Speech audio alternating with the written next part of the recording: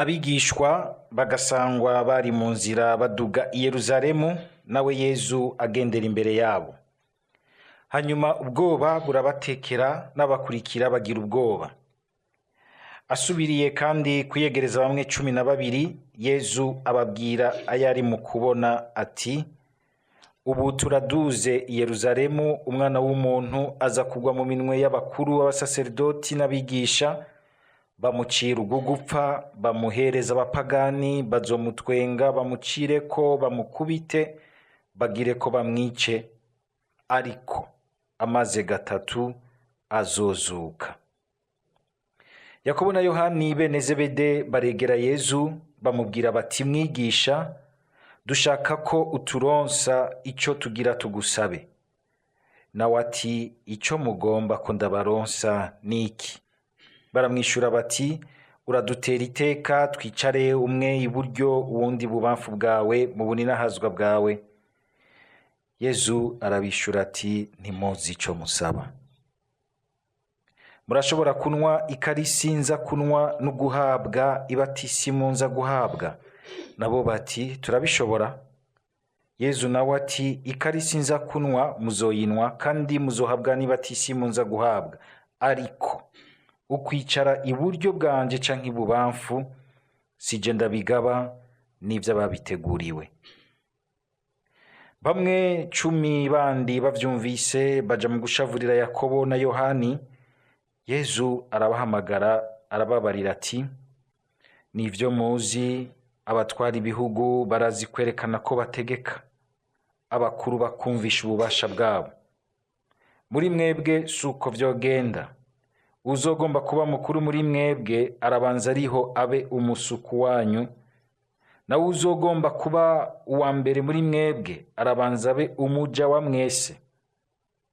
Kanatsinda, umwana w'umuntu niyaje ngo akoregwe, yazanywe no gukorera abandi no kwitanga kw'incungu irokora isinzi ry'abantu. Dushimagize iyi nkuru nziza ya Kristu.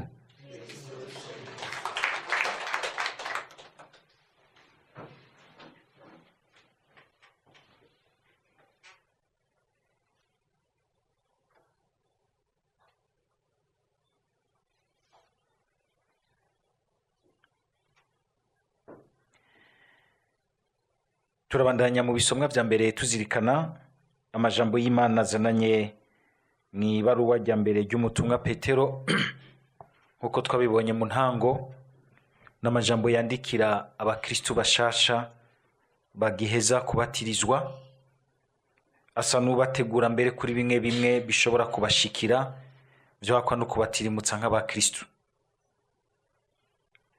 Yaravuze mbere ingene bashobora mbere no guhura n'uruhama, ariko bogumya umwizero wabo kuri Yezu Kristu. Aragarutse kubibutsa yuko baronse icungurwa ridasanzwe, ridashobora kugurwa nogira nkuko tubimenyereye hano mw'isi, ifaranga canke izahabu, ariko ko ngo bacunguwe n'amaraso ya Kristu. Bacunguwe n'amaraso ya Kristu. Iryo jambo ni iryo kuzirikana. Ubukiriro bw'umuntu, ubukiriro bushitse, turakunze gukoresha iyo mvugo cyane cyane iyo tubonye umuntu umenga afise ibikwegana, afise ibintu vyinshi, ati hasha naka yarakize. Ngo vy'ukuri imbere y'Imana afise urukiza rw'ubuzima budahera. Si ukuvuga yuko abo twibaza ko bakize badafise ubuzima budahera, mugabo muri ivyo tubona vyo gukira mw'isi arabumbatiye muri we ubuzima budahera. Kuko birashoboka yuko umuntu ashobora kuba akize mu vy'isi, ariko vy'ukuri Imana yamuraba ikagira iti uri mu muriro udahera, warawutanguye.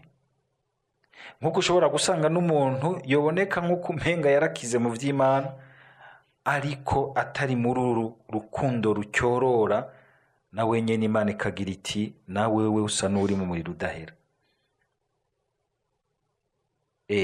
Kuko nta rukundo rucyoroye ufise mu mutima wawe, uri umwiyorobetsi, naho buri mu vya Radio Maria. Muri wewe ufise umururazi w'ubwiyorobetsi, nta rukundo rushitse, nta no gushaka kwiza, nta effort d'amour ufise, ko nta n'umwe afise urukundo rwuzuye. Ariko ntiwumvikanamwo ukuguma wakira inkuru nziza, ako kigoro ko kurekamwa inkuru nziza igume iguha igihagararo c'ababeranye n'ubuhigwe budahera. Nawe ushobora kuba ugendera kuri midi moins 10 canke midi passé de 10, ariko Imana irabona mu mutima wawe. Turahiriwe ko dufise Imana nziza nk'iyo ibona gushika kure.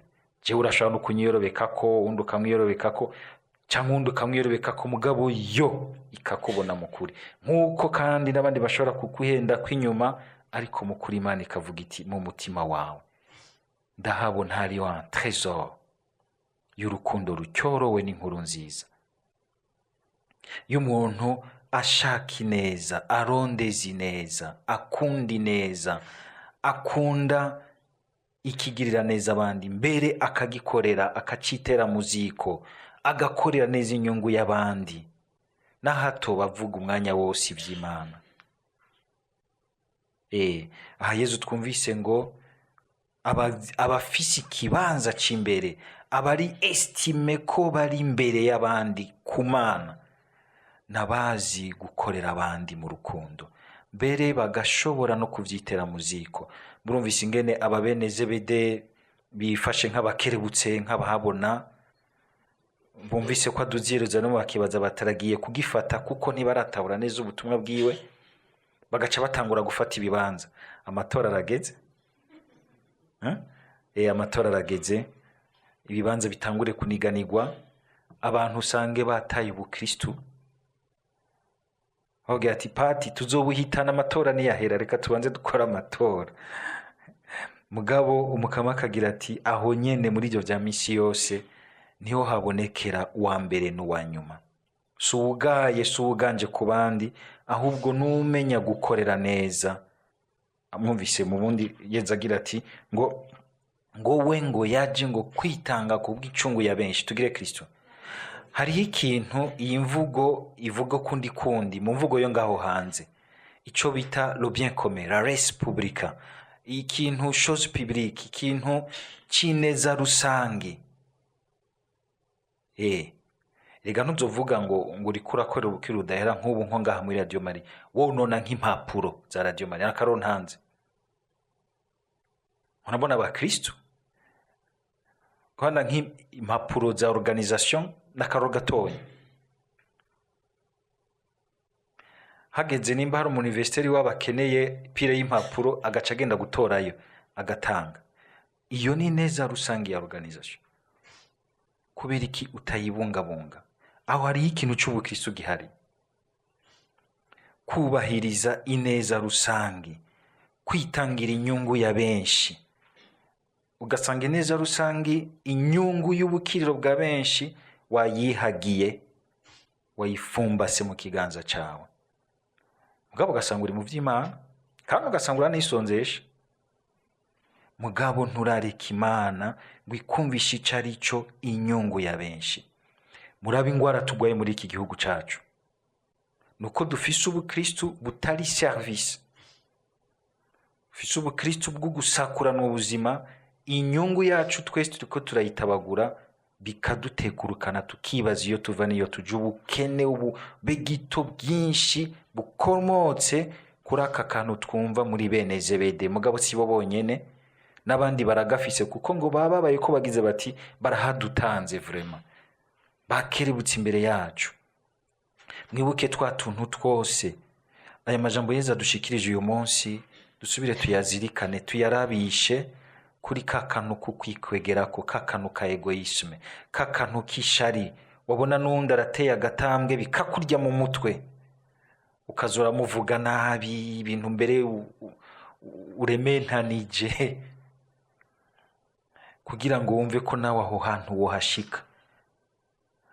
Mwibuke vya bindi vyose tuvuga ko twashize Imana imbere, mukabona ababitwara ku munwa nibo baguma baterana udukokora, bagahanishano, umwe wese agomba gutarukira hajya hantu. Nibi vya bene Zebede biracari muri twebwe. ibi byose mu migenderanire udashobora kumva umenga uraryohewe n'ineza itashe wundi, urahimbawe nuko uwundi bamuvuze neza urorera, ukumva umenga birakuriye. Igihe tutaracyorogwa n'ijambo ry'Imana gushika ngaho, hariho ikintu tutarakira mu kuri, tuca tumera, tuca duhurumbira bwabo ninahazwa ngo bumeze ngo nk'ubwishurwe. Mwumvise ingene Petero bigaruka akagira ati ngo nico gituma ngo umuntu wese ameze nk'icatsi, ubuninahazwa bwiwe bwose bumeze nk'ishurwe ry'icatsi, icatsi kiruma ishurwe rigahunguruka. Ijambo ry'Umukama ryo ryamaho imyaka yose. Abantu bazohoraho imyaka yose mu ninahazwa bw'Imana nabamenya kubakira ubuninahazwa bwabo mu ijambo ry'Imana, bakabuhindura ubwa mbere gukorera abantu. Tugire Kristo. Ntiturondere ininahazwa nka rimwe ry'abajene uyu munsi iyo baronse akazi ataramara n'imyaka 3 y'akazi ace yubaka uruzu, aca agira ikiduga kuko abonye umaze imyaka 30 40 akora abifise.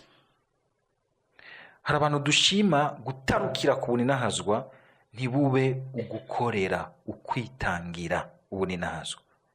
Ubuninahazwa bwose ubonye utarukiye ko mu kanya gatonya, haraza igihe ugakoroka, kandi ukorotse birakugora kubera yuko ntawe wigeze wibikamwo kwimenyereza ubuzima bugoye.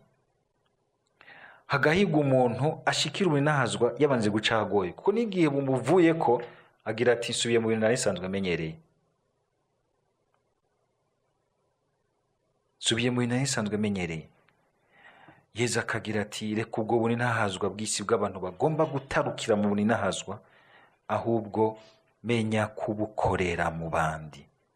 Ihindure ushobora kwitanga ko service y'abandi nziza y'urukundo, mbere binakenewe agashobora no kubihebera, agacika umukate bafungura. Ibyo bintu biratugora, ahubwo turya ku bandi. Nitwemera kwitanga ngo abandi bafungure, abandi bamererwe neza, tugatakaza ubuninahazwa bw'Imana. Nimba tugomba rero inahazwa rirama, ntituryumvirize ubwa mbere muri bimwe byo kwikwegera ko, ahubwo turyumve mu gukoreranira hagati yacu. Hari umuntu yabivuze mu ijambo nkunze kubabwira, muze murarizirikana, muzosanga riryoshe, biratanga amahoro. Iyo wibereye muri ubu buninahazwa Yezu akebuyemwo abigishwa biwe, uragira amahoro. Ukabona ingene abantu bashobora kurara umutima uri mutwe kubera ibi bintu byo kuganza vya influence, byo kurondera ubuhigwe n'ubuninahazwa, mu kunyinyana no mu guterana udukokora. Ukabona ingene biruhisha abantu, ukabona ingene bigwiza inzankano, bigwiza amashari, bigwiza uguhanishano. Ariko biratangaje, ugasanga umukristu shetani yaramwivye urukundo rw'Imana gushikaho yumva yuko agiriye ishari wundi mu mama hetse, akaja guhishana kanaka kayoya vrema igitambambuga, aragapfata vyaye ico gipfu. Mugabo usanze ateye nka ruwanje, ukumva ashize abantu mu ijuru rya kane. Quelle contradiction! Igitangaro ca shetani.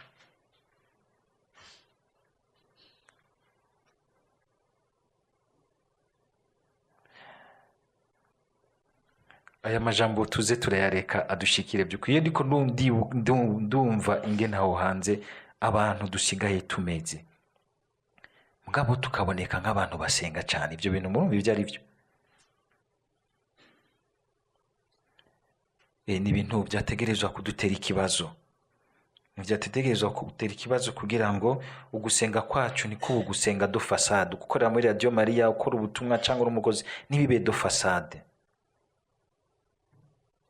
Ugukora ubutumwa mw'iparuwase ntibibe dofasa, ntibibe bigezweho cyangwa uguca umwumbati, mugabo wumva uti ndiko ndazigama ubuninahazwa bw'amaho, mu kwitanga mu rukundo, mbere mu kwemera nkashobora no kubabara mu rukundo. Ariko nzi nti hariho ikindi cyiza nteramiye kiziga mu buzima budahera. Ubuzima budahera Imana irashaka kubuduha ariko ugasanga kumbure turanizwe n'urunturuntu rwacu. Turabona yuko Yezu atwihanganira. Yezu abigishwa be yarabihanganiye imyaka 3 yose agerageza kubibacyorora. Uyu munsi wewe jewe ngeze hehe mu kwicyorora bene uyo mwambiro mubi udutuma dutakaza igihagararo c'abakunzi ba Yezu, tugatevya Yezu kudushikana ashaka kudushikana, tugatevya guteza imbere inyungu rusangi, guteza imbere ubukiriro rusangi. Dusaba Mukama twebwe twaje gusenga ngo tubere Umukama akaryo keza kuko aza aragwiza imbuto nziza nk'iyo y'abantu bahisemo kugamburukira ukuri, bagacyorora imitima yabo n'urukundo rwa Yezu Kristo, bagakundana atagahemo urw'abavandimwe, tugakundana urw'abavandimwe, umuto agakunda umukuru urw'abavandimwe, umukuru agakunda umuto urw'abavandimwe. Aho hantu ni denominateur commun. Nibyo bica bituma abantu bakoreranira, bigatuma bashobora kugwiza ubukiriro hagati yabo hakaryoha, abantu bakumvikanamwo, abakristu tukumvikanamwo ubukiro vy'ukuri bwa Yezu Kristo.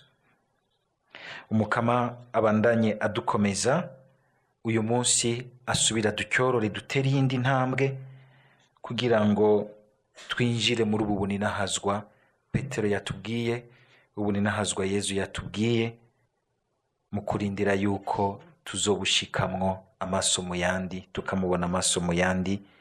Amen.